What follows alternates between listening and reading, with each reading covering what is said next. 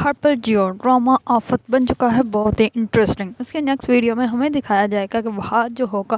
وہ وڈیشا کی بیل کروانے کے لیے وہاں پہ جائے گا، لیکن وہاں پہ اس کی بیل نہیں ہوتی کیونکہ وہ کہتے ہیں کہ اب ٹائم ختم ہو گیا، ہم لوگوں نے اس کے نام کی رپورٹ جو ہے وہ درج کر لی ہے، اب اس کی بیل آپ کا کورٹ سے ہی ملے گی۔ اس پر وہ اس کو ایک دن کے لیے وہیں جیل میں رکھتے ہیں اور دوسرے دن وہ اس کی بیل کروا لیتے ہیں،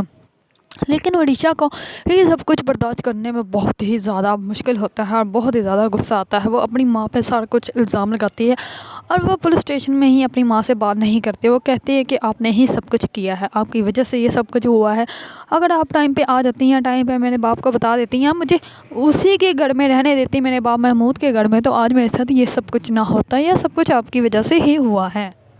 جبکہ اس کی ماں مہک جو ہوتی ہے وہ اس کو بہت سمجھانے کی کوشش کرتی ہے، لیکن وہ اس کی ایک بھی بات نہیں مانتی اور اس کا ہاتھ بھی اپنے ہاتھ پر سے جھٹک دیتی ہے، نیچے گرا دیتی ہے، تو کہتی ہے کہ مجھ سے اب بات بھی مت کرنا۔ اور جیسے گھر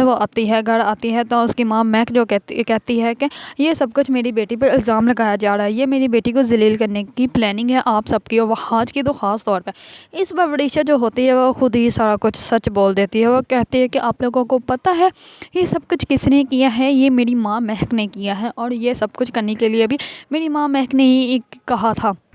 آپ لوگوں کو پتہ ہے یہ مجھے اس گھر میں کیوں لائی تھی، یہ مجھے اس گھر میں اس لیے لائی تھی تاکہ آپ سب کو برباد کر دیا جائے اور آپ سب کی پراپرٹی کو حاصل کر لیا جائے، آپ لوگوں کا پیسہ حاصل کر لیا جائے، یہ سب کچھ حاصل کرنے کے لیے میری ماں مجھے یہاں پہ لے کر آئی تھی اور یہی سارا اس کا پلان تھا۔ اس پر سارے ہی گھر والے بہت زیادہ حیران و پریشان ہو جاتے ہیں کہ یہ کیا کہہ رہی ہے، جبکہ وڈیشا کو تو یہ سب کچھ خود کا ہی پلان تھا، لیکن وڈیشا نے اب اپنا ہی پلان جو ہے بانڈا پھوڑ دیا ہے اور سب کچھ سچ بتا دیا ہے۔ اس بار مہک کے تو رنگ ہی اڑ جاتے ہیں۔ اب وڈیشا اور مہک دونوں کو ہی پتہ چلے گا کہ ان کے ساتھ ہوگا کیا۔ مہک کے تو ہاتھوں میں سے کچھ بھی نہیں بچے گا، لیکن ہاں ہو سکتا ہے کہ وڈیشا کو اس کا تایا جو ہے بڑے پاپا وہ اس کو رکھ لیں، کیونکہ اب وہ اس کو گھر سے تو نکال نہیں سکتے، ان کے سوا تو اس کا کوئی ہوڑ ہے بھی نہیں، اور اس نے سچ بھی بول دیا۔ لیکن دوسری طرف یہ بھی ہو سکتا ہے کہ محمود اپنے پلان میں ناکام ہونے کی وجہ سے سب کو سارے الزام جو ہے وہ مہک پر ڈال کر خود بڑی الزامہ ہو جائے، کیونکہ مجھے تو ایسا ہی لگتا ہے کہ وہ اس کو چھوڑ دے گا۔ اور